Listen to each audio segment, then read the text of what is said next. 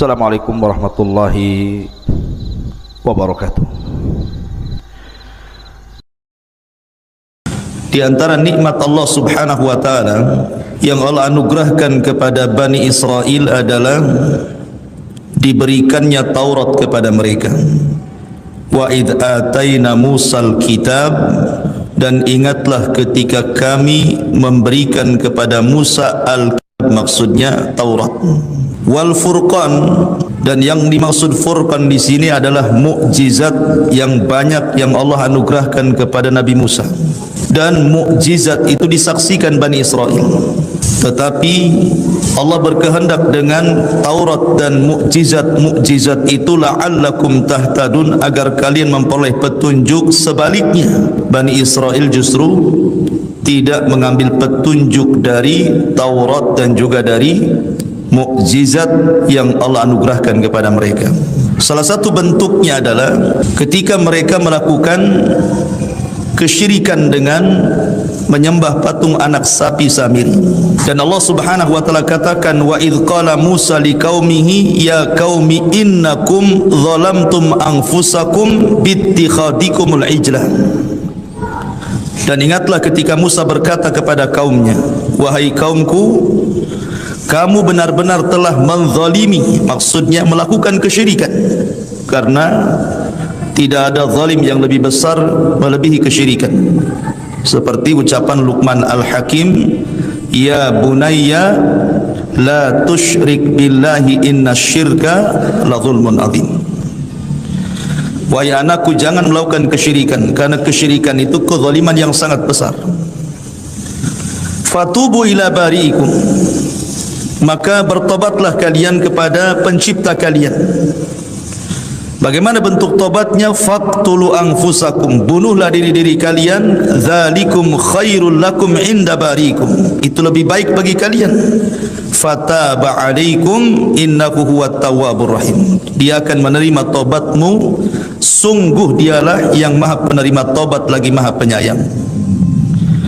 Kemarin sudah dijelaskan bahwa ketika Nabi Musa alaihi salatu wassalam pulang mendapatkan Taurat, satu-satunya kitab yang ditulis oleh Allah Azza wa Jal, tiba-tiba kemudian Bani Israel murtad karena menyembah patung anak sapi yang dibentuk Samiri. Akhirnya mereka disuruh untuk bertobat, dan tobatnya dengan cara saling membunuh. Tetapi mereka tidak mau awalnya, kecuali setelah diancam dengan bukit Tur di atas kepala mereka, baru kemudian mau bertobat. Akhirnya 70.000 Bani Israel saling bunuh-membunuh, dan itu lebih baik bagi mereka. Lah, orang-orang ini adalah orang-orang yang ditinggalkan Nabi Musa. Tetapi orang-orang yang ikut Nabi Musa sendiri, 12 orang pilihan, itu juga mereka kurang lebih perlakuannya kepada Nabi Musa alaihi salatu wasallam. Jadi yang ditinggalkan mereka musyrik, tetapi yang ikut Nabi Musa beda lagi.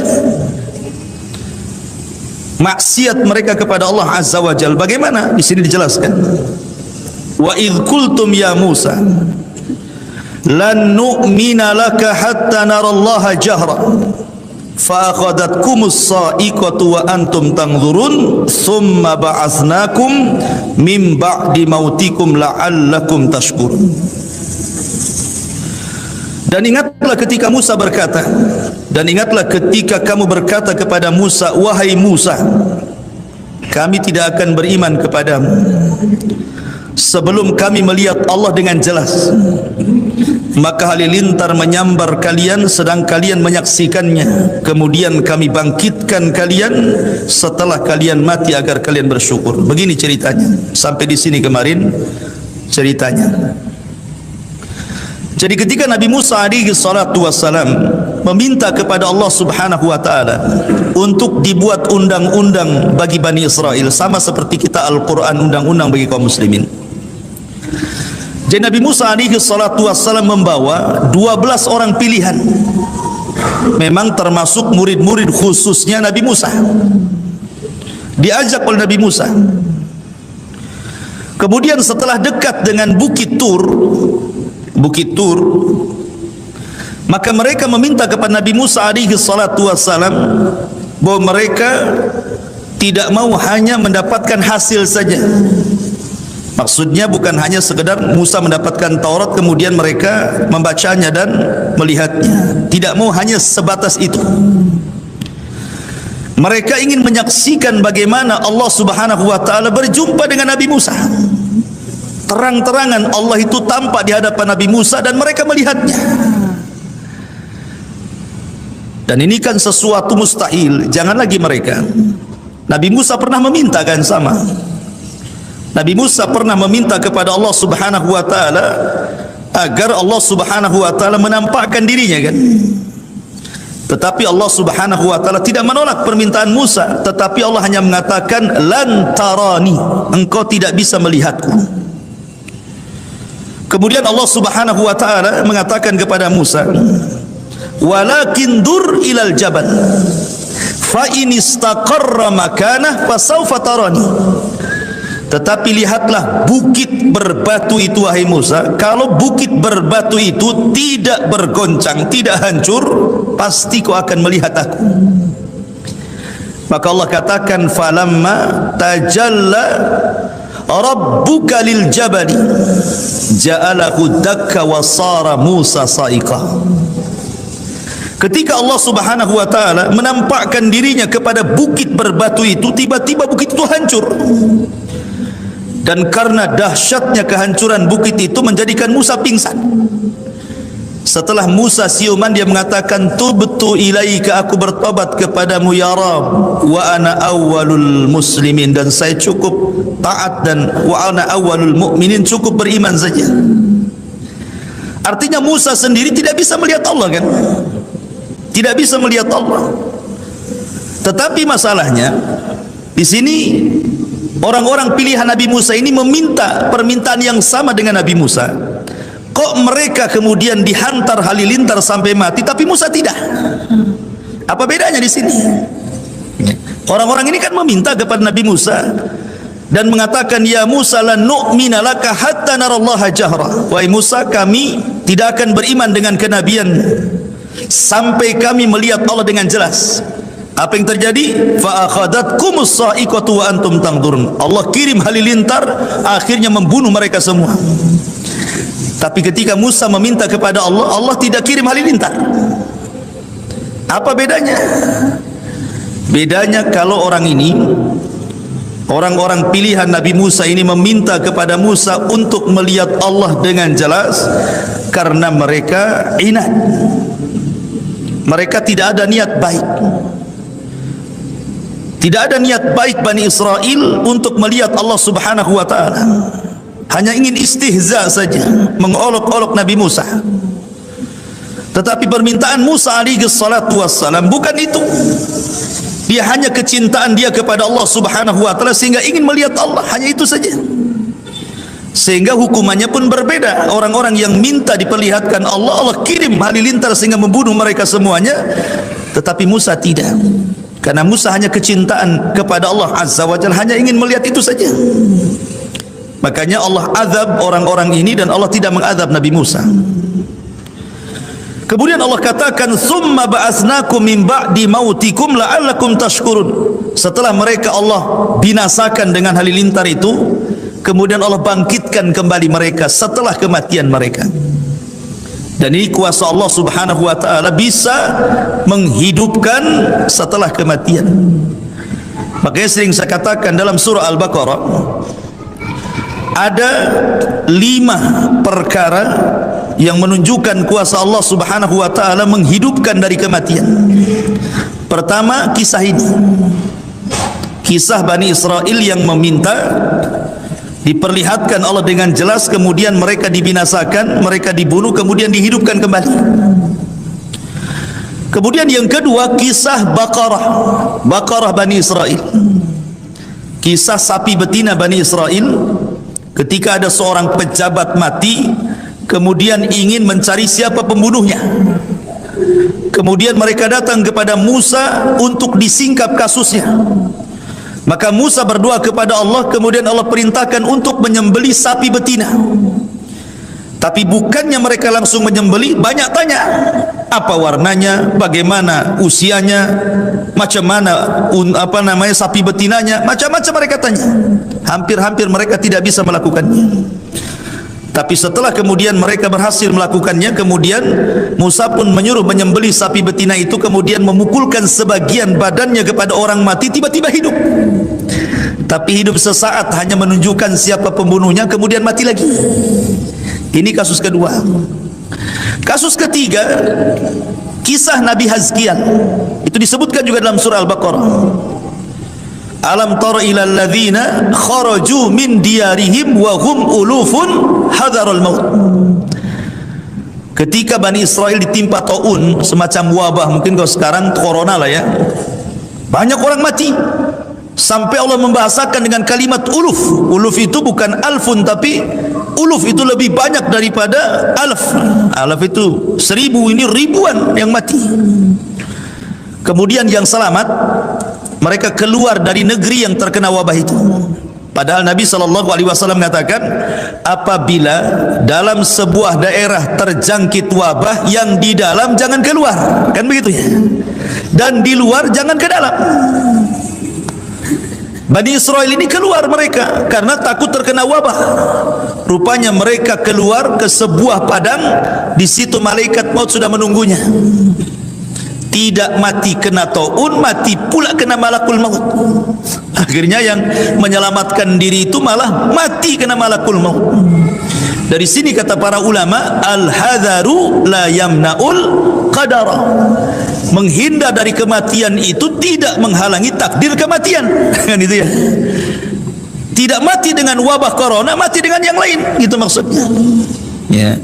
Akhirnya kemudian mereka pun mati. Ketika mati bergelimpangan, datanglah Nabi Hazkiel, salah satu Nabi Bani Israel, kemudian berdoa kepada Allah agar menghidupkan mereka kembali, dan Allah hidupkan kembali mereka. Ini kasus ketiga.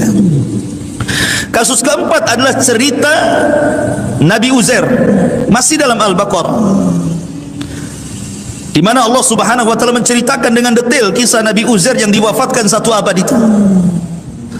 Ketika dia lewat ke sebuah daerah, konon katanya Baitul Maqdis yang dihancurkan, Bukhtun Nasr. Orang-orang Yahudi dihinakan, sebagai dibantai, sebagai jadikan budak, dan kotanya dihancurkan, Palestina. Kemudian Uzair datang melihat-lihat gitu kan, kota yang hancur itu. Kemudian dalam hatinya mengatakan, kaifah yuhyi hadhillahu ba'da mautiha. Macam mana Allah akan mengembalikan kota yang hancur ini? Akhirnya kemudian Uzair pun ditidurkan 100 tahun 1 abad. Yang ingin saya ceritakan, Uzair itu membawa makanan dan juga menunggang keledai. Keledainya ditambatkan, makanannya ditaruh di sebelahnya. Ketika 1 abad dia bangun, makanannya tidak berubah sama sekali, lam yatasannah, tidak berubah. Keledainya yang mati, tinggal tulang-tulangnya saja. Kemudian Allah Subhanahu wa taala ingin menunjukkan bagaimana Allah mampu menghidupkan setelah kematian. Maka Allah rangkai lagi tulang bululang keledai itu, kemudian datang dagingnya entah dari mana, datang kulitnya nempel lagi, tiba-tiba dihidupkan dan bersuara seolah-olah kiamat mau bangkit. Artinya apa? Kecil bagi Allah menghidupkan sebuah kota yang hancur. Allah saja mampu menghidupkan keledai setelah kematiannya. Akhirnya Uzair pun melihat kuasa Allah. Setelah kemudian dia melihat kota yang sebelumnya mati, tiba-tiba hidup kota itu, ramai lagi. Dan itu menunjukkan ala kulli syai'in qadir, Allah itu atas segala sesuatu mampu. Jadi keledai dari kematian bisa dihidupkan oleh Allah. Kemudian kisah yang terakhir, yang kelima, kisah Ibrahim ketika disuruh menyembelih 5 ekor burung. Kemudian masing-masing bagian burung diletakkan di gunung-gunung. Kemudian Allah mengatakan, "Tsummad'uhunna ya'tinaka sa'ya." Panggil burung-burung itu. maka mereka akan merangkai kembali dan tidak tertukar, dan mereka akan datang kepadamu. Dari 5 kisah kematian kemudian dihidupkan kembali ini juga ada faedah bahwa Allah Subhanahu wa taala mampu membangkitkan manusia pada hari kiamat. Di dunia saja Allah bisa membangkitkan orang mati, apalagi nanti ketika tiupan sangkakala kedua Israfil yang disebut dengan yaumul ba'thi wan nusyur, hari kebangkitan. Allah lebih mudah menciptakan kedua kalinya dibandingkan menciptakan pertama kalinya. Baik, di sini Allah Subhanahu wa taala ceritakan summa ba'atsnakum mim ba'di mautikum la'allakum tashkurun. Kemudian kami bangkitkan kembali kalian agar kalian bersyukur. Bersyukurkah mereka? Rupanya tidak. Degilnya Bani Israel itu. Sudah jelas-jelas dimatikan, dihidupkan kembali ya.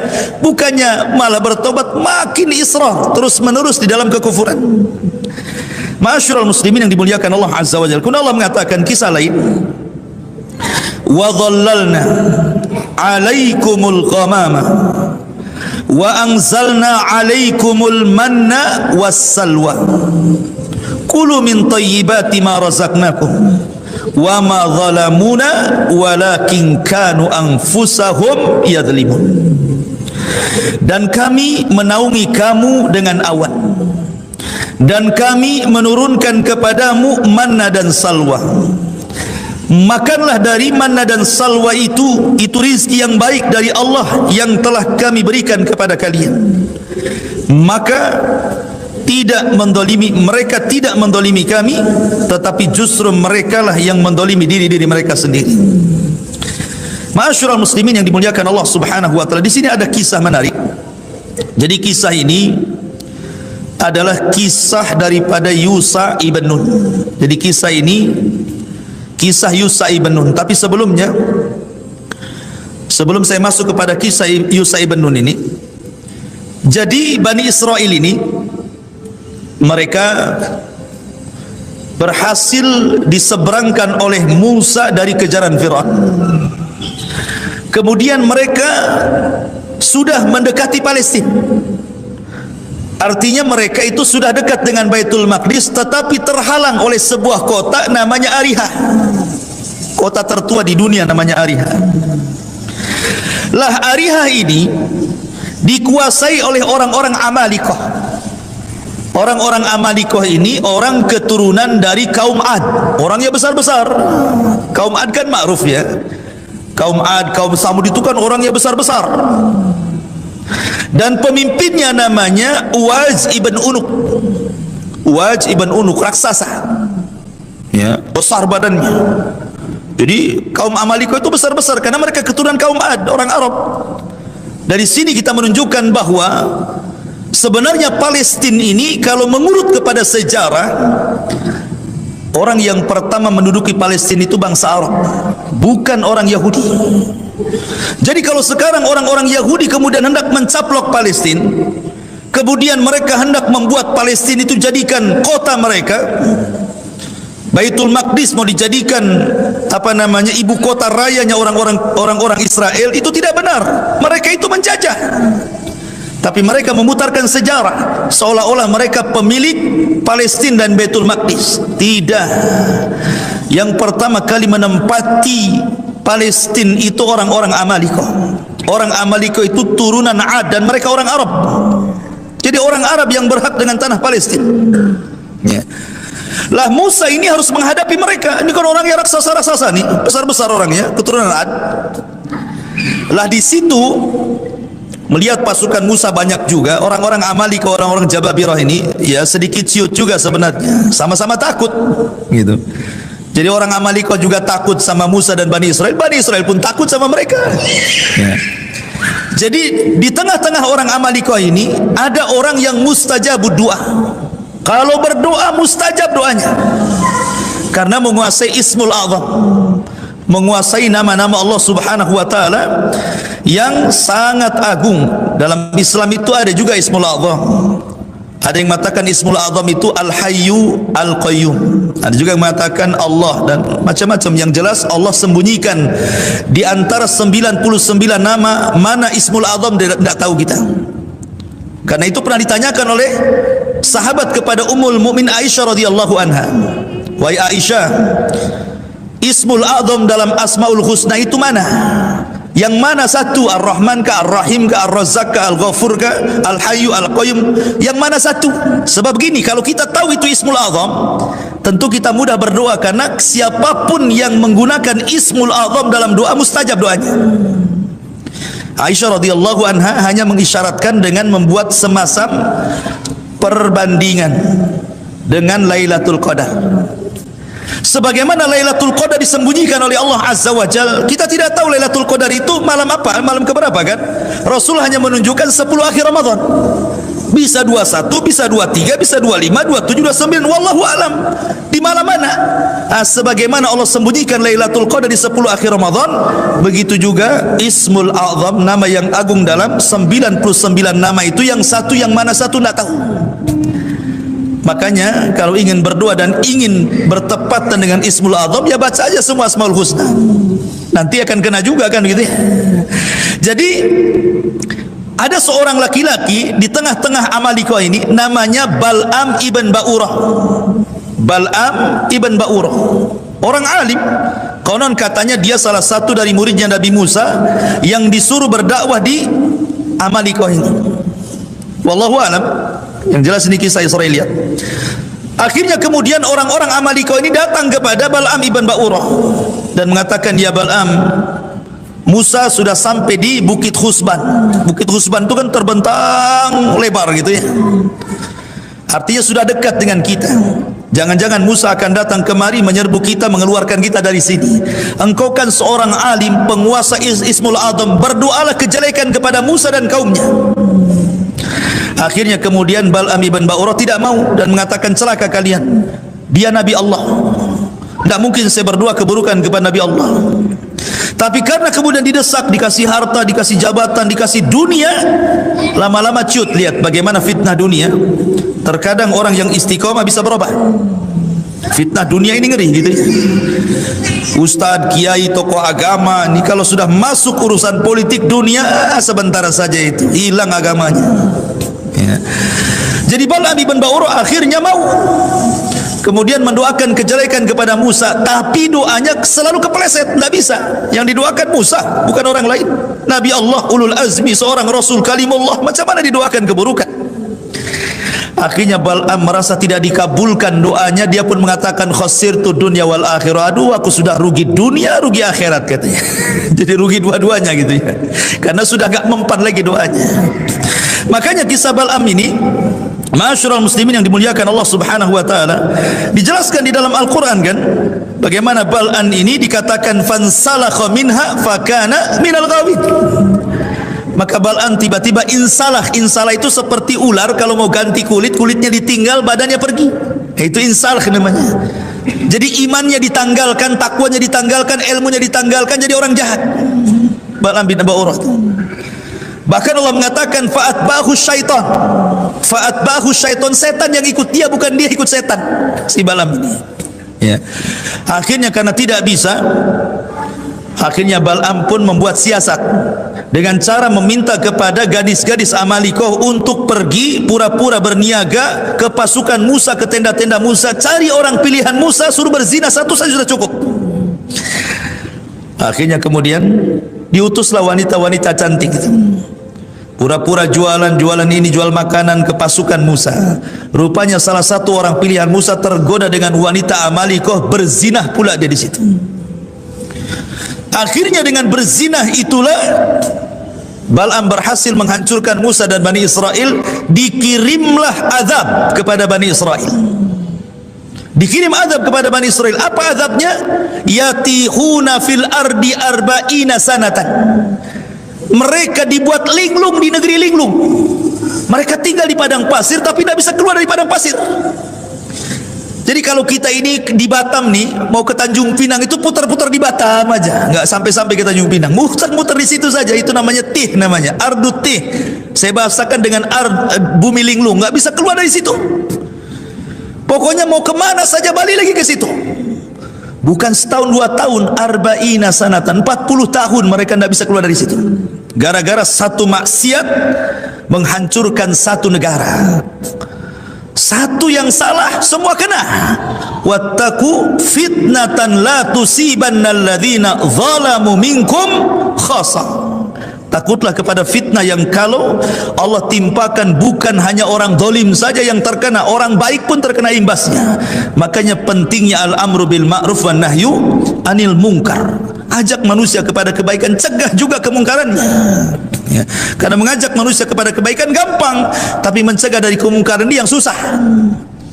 Ayo solat gampang, tapi untuk memperingatkan orang ini menyelisih sunnah, orang ini jatuh kepada syirik, itu agak berat tuh. Tetapi begitulah asas Islam dibangun di atas dua perkara. Ajak manusia kepada kebaikan, cegah juga kemungkarannya. Ya. Lah ketika mereka diling-linglung itulah Nabi Musa alaihi salatu wassalam mengutus nuqaba Bani Israel. 12 pilihan Nabi Musa diutus untuk mengintai. Lah salah satu yang terlibat dalam pengintaian itu adalah Yusa ibn Nun. Nah, di sini ceritanya dimulai. Salah satu dari orang pilihan itu adalah Yusa ibn Nun. Rupanya ma'asyiral muslimin yang dimuliakan Allah Azza wa Jalla, setelah diutus oleh Musa untuk mengintai kekuatan orang-orang Amalikoh yang berada di negeri Ariha itu, ketika melihat kaum yang gede-gede badannya, raksasa-raksasa gitu ya, kemudian yang 12 ini pulang.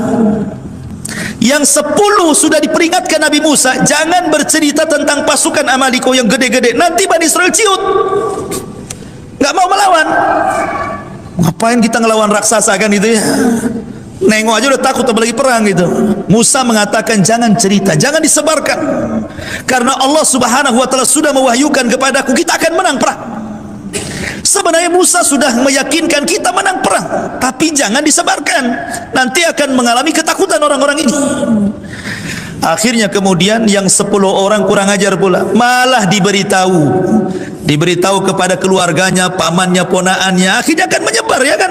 Takutlah Bani Israel jadinya. Hanya 2 orang yang disebutkan dalam sejarah Bani Israel. Pertama Yusa ibn Nun, dia betul-betul nurut apa kata Nabi Musa, tidak menyebarkan ya. Yusa ibn Nun. Kemudian yang satunya namanya siapa lupa, pokoknya salah satunya Yusa ibn Nun, dan satu lagi dua-duanya tidak mau bercerita. Dan ini Allah Subhanahu wa taala firmankan, qala rajulani minal ladina yakhafuna an'amallahu alaihima. Berkata 2 orang yang tidak menyebarkan itu, Yusa ibn Nun dan juga satunya Kalib ibn Yufanna, ya, namanya Kalib ibn Yufanna dan Yusa ibn Nun. Qala rajulani, berkata 2 orang minal ladina yakhafuna, keduanya orang-orang yang takut. Ada yang mengatakan takut kepada orang-orang Amalikoh sehingga menyembunyikan, karena Musa jangan disebarkan kasus mereka, kisah-kisah mereka, nanti Bani Israel takut. Udkhulu alaihimul bab fa idza dakhaltumuhu fa innakum ghalibun. Maka Musa mengatakan, nanti kau bisa menyerang mereka dari arah pintunya, dan kalau kalian masuk ke negeri mereka kalian akan menang. Wa 'alallahi fatawakkalu in kuntum mu'minin. Maka kepada Allah bertawakal kalau kalian benar-benar beriman. Artinya Musa sudah menjanjikan kita akan menang. Tapi yang 10 orang ini malah disebar-sebar ke sana kemari. Lah sebab itulah ketika Musa mengajak mereka berperang, apa kata mereka? Mereka mengatakan, idhab anta wa rabbuka faqatila innaha huna qaidun. Hei Musa, kami sudah tahu orang-orang Amalikoh seperti apa, badannya gede-gede. Kalau engkau ingin perang, silahkan berangkat, ajak Tuhanmu perang berdua, kami duduk-duduk nonton siapa yang menang siapa yang kalah, katanya. Bani Israel kan, karena sudah tahu kekuatannya. Jadi mereka minta kepada Nabi Musa, kalau kau mau perang ajak kami perang. Enggak. Nah, kau perang sana berdua, ajak Tuhanmu, kami duduk-duduk kita nonton. Nanti siapa yang kalah, siapa yang menang, nanti kita akan bergerak, katanya. La haula wala quwwata illa billah. Bani Israel seperti itu sikap mereka kepada nabinya. Makanya akhirnya Nabi Musa alaihi salatu wassalam tidak bisa merebutkan kota itu sampai akhirnya Musa pun wafat di negeri itu, Harun juga wafat di negeri itu.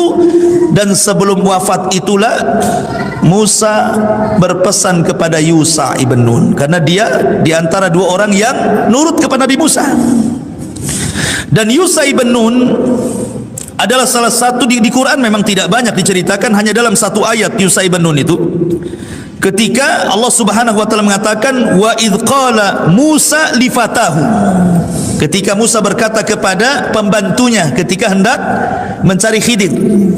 Ulama tafsir mengatakan li fatahu, pembantunya di sini maksudnya Yusha ibn Nun. Adapun nasabnya ada yang mengatakan Yusha ibn Nun ibn Ifraim ibn Yusuf ibn Yaqub ibn Ishaq ibn Khalil ibn Ibrahim, Khalilullah Ibrahim alaihi salatu wassalam.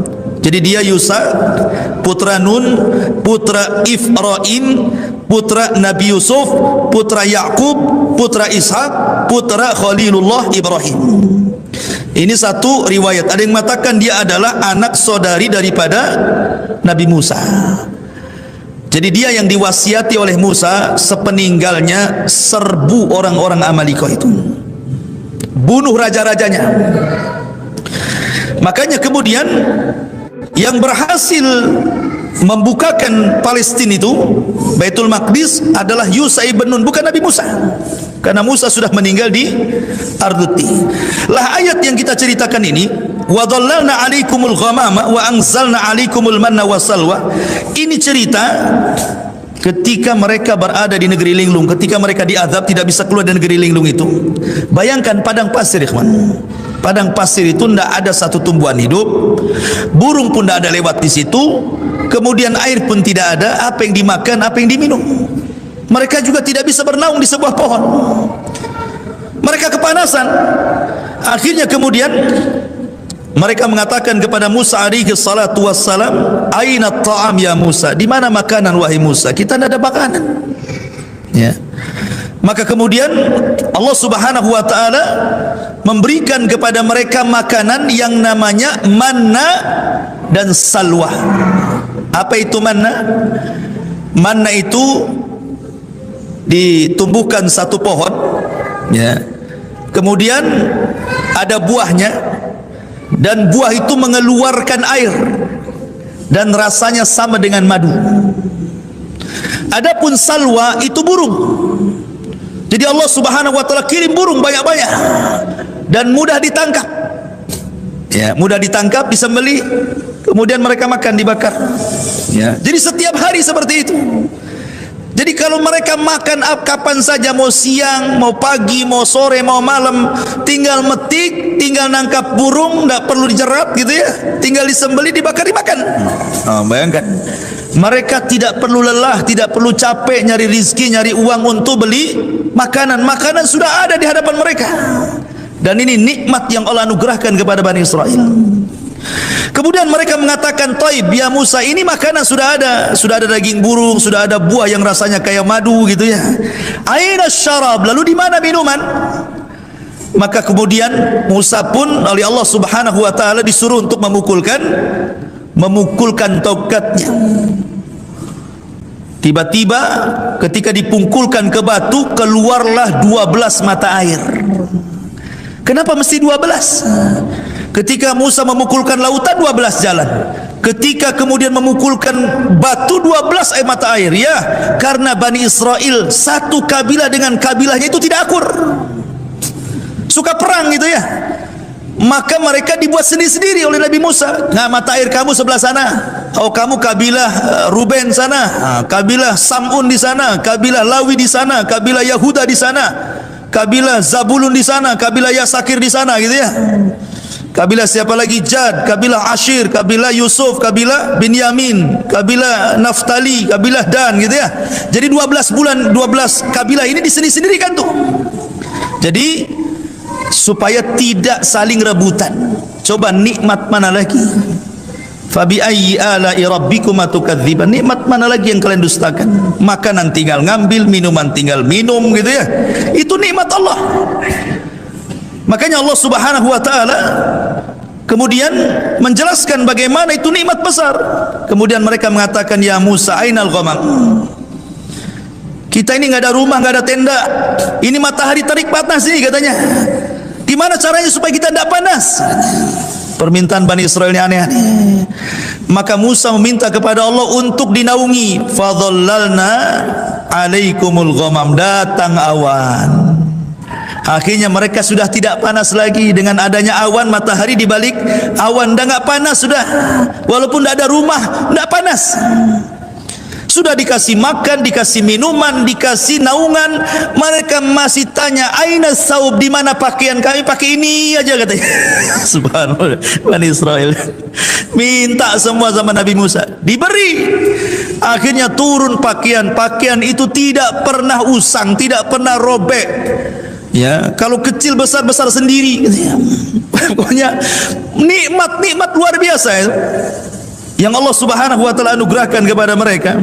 Wa dhallalna 'alaikumul ghamama wa anzalna 'alaikumul manna wassalwa. Kulu min thayyibati ma razaqnakum. Makan, ini makanan baik. Kami rizkikan kepada kalian. Wa ma dhalamuna walakin kanu anfusahum yadhlimun. Mereka tidak mendolimi kami, tetapi mereka sedang mendolimi diri mereka sendiri. Bagaimana mereka mendolimi dengan nikmat Allah? Nanti ada kisahnya. Mereka bosan makan ini terus. Mereka minta yang lain, kalau bisa sayur-sayuran, bawang-bawangan, nanti ada ceritanya. Tetapi yang jelas bahwa nikmat Allah berikan kepada mereka, tapi mereka kaum yang suka mendolimi diri mereka, tidak bersyukur akan nikmat Allah Azza wa Jalla. Kemudian Allah Subhanahu wa taala berkisah dengan yang lain. Wa idh qulna dkhulu hadhil qaryah. Ini kita masuk kepada kisah Yusha ibn Nun tadi. Wa idh qulna dkhulu hadhil qaryah fakulu minha haitsu syi'tum ragada wadkhulul baba sujjadan wa qulu hittatun naghfir lakum khatayakum wa sanazidul muhsinin.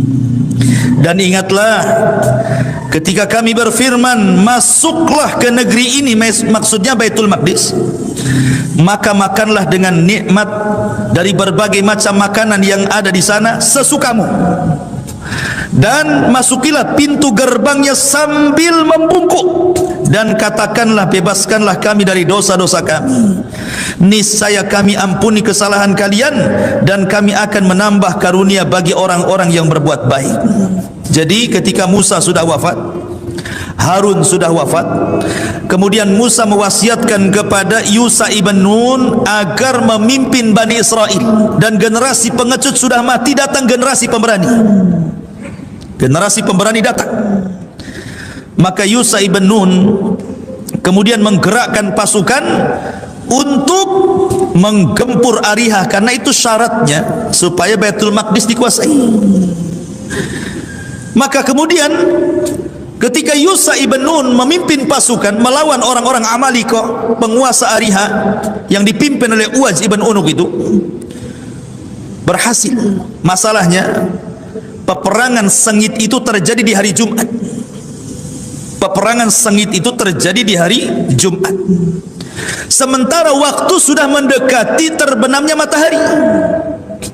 Bagi orang-orang Bani Israel, khususnya orang-orang Yahudi, hari Sabtu itu hari sakral, tidak boleh ada perang. Siapa yang perang terkena azab nantinya. Jadi mereka menjadikan hari Sabtu sakral. Maka Yahudi itu mereka memuliakan hari Sabtu, Nasrani hari Ahad, Muslim hari Jumat, harinya masing-masing. Tetapi yang memilih hari Sabtu mereka sendiri. Orang Yahudi memilih sendiri hari Sabtu, orang Nasrani memilih sendiri hari Ahad, orang Islam tidak memilih, Allah yang pilihkan hari Jumat. Karunia dari Allah Azza wa Jalla kita punya hari Jumat. Dan hari Jumat itu hari mulia, bukan hari serem, apalagi Jumat Kliwon. Ya, Jumat itu hari mulia, hari Id setiap minggu kita. Jadi ketika melihat matahari sudah mau tenggelam, kok perang nggak dimenang-menangkan nih, gimana ceritanya nih? Maka Yusha ibn Nun meminta kepada Allah Azza wa Jalla untuk menghentikan matahari. Makanya Yusha ibn Nun mengatakan kepada matahari, hei matahari, anti ma'murah wa ana ma'mur. Engkau diperintah Allah, aku juga sama diperintah Allah. Tapi tolong jangan kau terbenam dahulu sampai perang ini kami menangkan. tiba-tiba matahari berhenti, tidak jadi tenggelam. Disinilah mukjizat Yusha ibn Nun mampu menghentikan matahari. Makanya Nabi SAW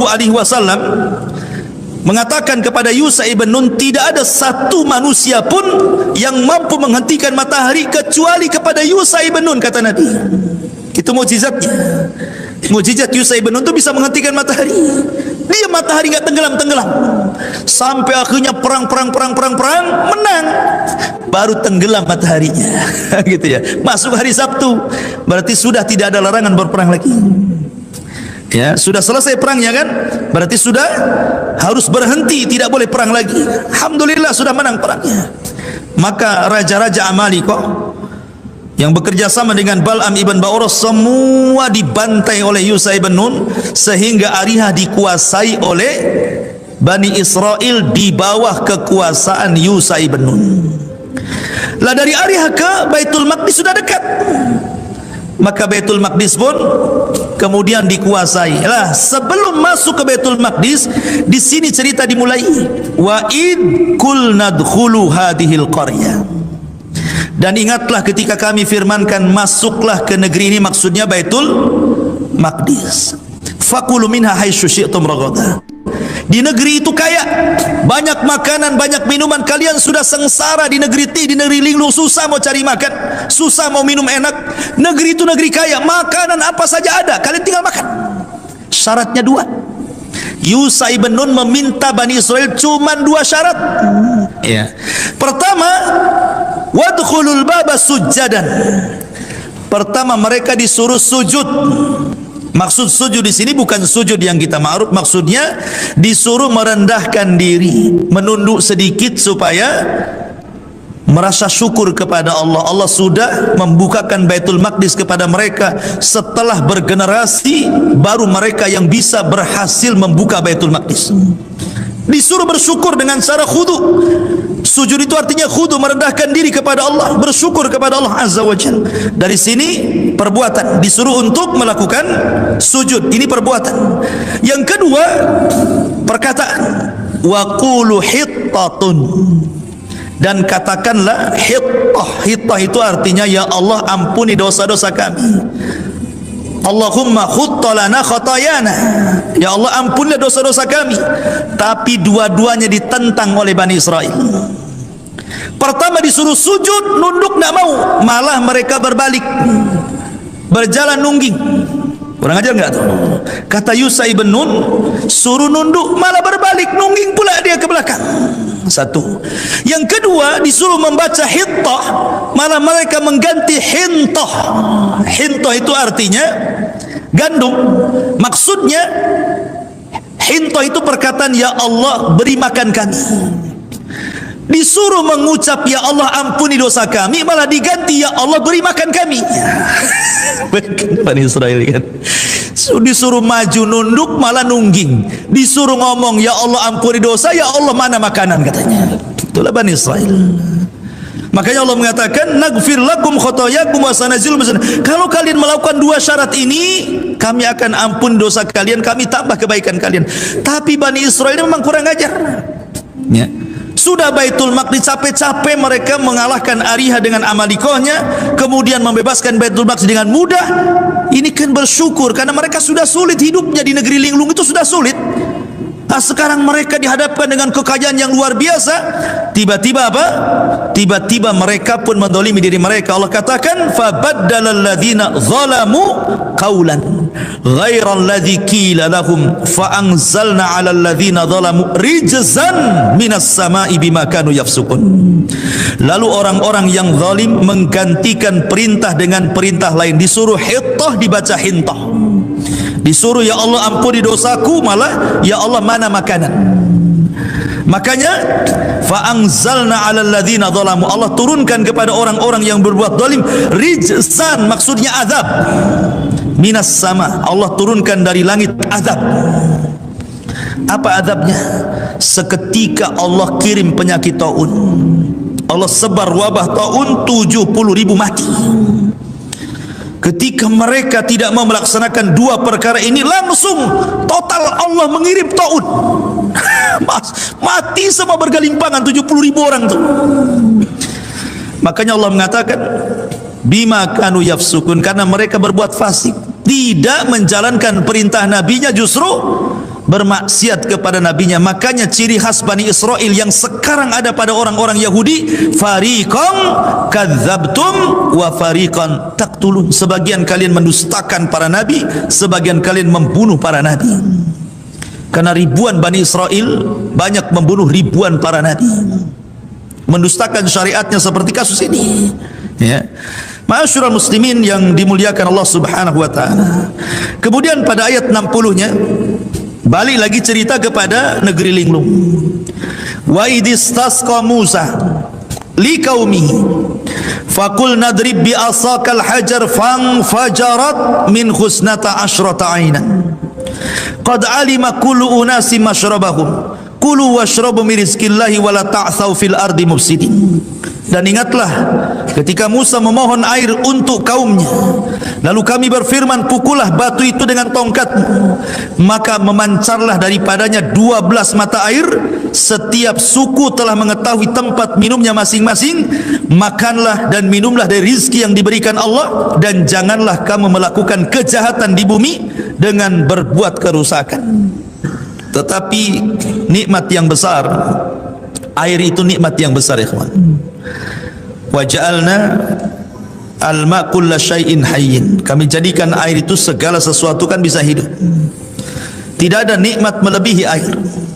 Jadi Allah Subhanahu wa taala ketika menciptakan, kalau sedikit saya cerita tauhid ya, ada namanya tauhid rububiyah.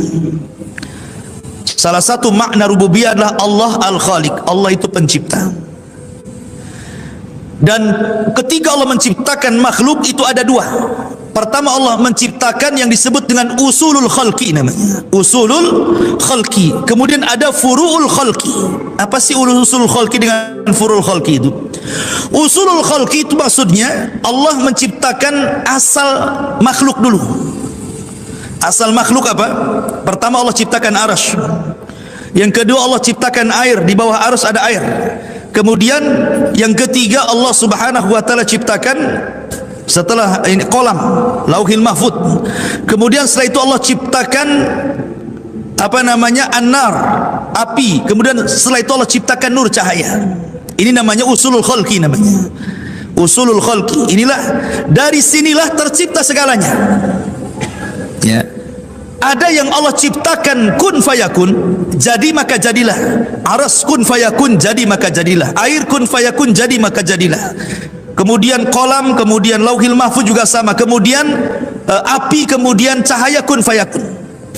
Ada juga yang Allah ciptakan makhluk dari makhluk yang Allah ciptakan. Itu namanya furul khalqi namanya. Ya. Allah menciptakan makhluk dari makhluk ini Allah ciptakan lagi. Seperti malaikat tercipta dari apa? Dari cahaya. Dan cahaya usulul khalqi. Kemudian jin diciptakan dari api. Kemudian manusia diciptakan dari air. Air, api, kemudian cahaya sebelumnya sudah Allah ciptakan. Ini namanya usulul khalqi ya. Namanya Allah menciptakan usulul khalqi dengan kun fayakun. Baru dari penciptaan ini Allah ciptakan lagi. Ya. Seperti bumi. Bumi ini Allah ciptakan dari air yang mengeras, ya, dengan tanah, kemudian jadilah bumi. Kemudian juga sorga dan neraka, sorga dari cahaya, kemudian neraka juga dari api, gitu ya. Artinya bahwa yang menentukan banyak ciptaan adalah air, karena bumi tercipta dari air, jin juga anak turunannya tercipta, binatang-binatang, tumbuh-tumbuhan tercipta dari air, termasuk juga manusia tercipta dari air. Makanya air itu segala sesuatu bisa hidup, gitu ya. Karena airnya segala sesuatu bisa hidup. Jadi nikmat Allah Subhanahu wa taala luar biasa dengan air ini. Lah Bani Israel di saat mereka haus diberikan air kan luar biasa. Orang tidak minum bisa mati sebentar saja. Tapi orang tidak makan masih lama matinya. Ya, makanya Allah ini berikan nikmat yang luar biasa. Wa idistasqa Musa liqaumihi faqul nadrib bi asaqal hajar. Maka ketika Musa istisqa, minta hujan kepada Allah. Dari sini disyariatkan bagi umat Islam kalau sedang paceklik tidak ada hujan maka disuruh salat istisqa. Ada pula ilmuwan dari mana, Turki itu dari mana, tidak perlu salat istisqa katanya, itu enggak ngaruh kepada hujan. Payah orang ini gitu ya, tidak yakin dengan Allah Azza wa Jalla. Jadi ini syariat istisqa. Sejak zaman para nabi dulu ada istisqa, termasuk di zaman Rasulullah SAW ada istisqa, dan jadi syariat namanya salat istisqa. Dulu Nabi Sulaiman juga istisqa, kemudian Nabi Musa juga istisqa, kemudian di zaman Umar bin Khattab juga istisqa, datang kepada Abbas untuk mengimami salat kemudian berdoa turun hujan, ya kan? Maka Bani Israel meminta air kepada Nabi Musa, maka Musa memperlihatkan mukjizatnya. Bayangkan mata mereka melihat bagaimana Musa memukulkan batu tiba-tiba keluar air. Dan itu nikmat dari Allah, mereka diberikan nabi yang luar biasa. Kemudian Allah Subhanahu wa taala ingatkan, kulu washrabu min rizqillah, makan minum dari rezeki Allah, wala ta'sau fil ardi mufsidin, jangan kalian melakukan kerusakan. Tapi apakah Bani Israel bersyukur? Rupanya tidak.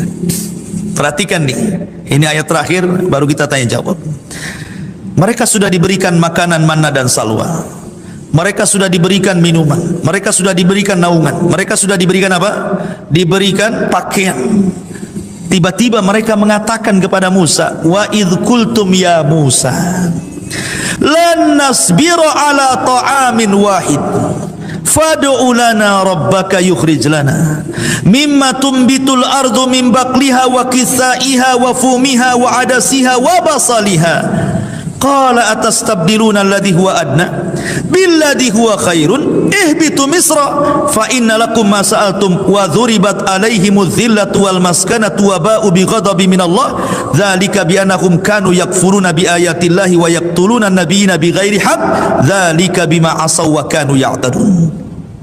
Dan ingatlah ketika kamu berkata, wahai Musa, kami sudah bosan dengan makanan manna dan salwa ini, ya, kami tidak tahan hanya makan ini saja, minum ini saja gitu ya. Maka mohonlah kepada Tuhanmu agar kami, di sini lihat suul adabnya, mereka menganggap bahwa Allah itu Tuhannya Musa saja. Harusnya kan mereka mengatakan fad'u lana rabbana, ini rabbaka kan, itu suul adab itu namanya. Berdoalah kepada Tuhanmu, seolah Tuhannya itu Tuhan Musa saja, bukan Tuhan mereka gitu ya. Berdoalah Musa kepada Tuhanmu gitu ya, agar kami diberikan makanan lain, jangan ini saja kan itu. Apa makanannya? Diberi makanan yang ditumbuhkan dari bumi seperti sayur mayur, mentimun, bawang putih, kacang adas, bawang merah gitu. Bayangkan coba, ini makanan manna dan salwa ini datang dari Allah, itu makanan lezat. Lezat Allah yang kasih dari langit, tidak perlu nanam, tidak perlu nyari uang, tidak perlu beli, tidak perlu ada. Tiba-tiba mau yang lain, maunya itu yang sayur-sayuran, mentimunan yang ada bawang putihnya, kacang adasnya, bawang merahnya, ya kayak lalapan jadinya. Mau minta yang lalapan pecel lele itu mungkin gitu. Maunya itu yang kayak gini-gini. Lah kata Musa, kalau kalian pengen itu, bitu Misra, itu banyak tumbuh di tempat di mana-mana. Kau tinggal ke kota sebelah itu banyak itu. Tapi manna dan salwa kalian tidak akan dapat satu dunia. Itu makanan dari Allah, makan lezat ya. Akhirnya karena permintaan mereka mendesak kepada Nabi Musa, Allah cabut nikmat, Allah hilangkan manna, Allah hilangkan salwa, Allah hilangkan makanan-makanan lezat, Allah angkat lagi ke langit. Kemudian mereka pun menjadi miskin lagi, makan lalapan. Nggak ada lagi daging-dagingan mereka makan, nggak ada lagi madu-maduan. Akhirnya mereka makan kacang-kacangan.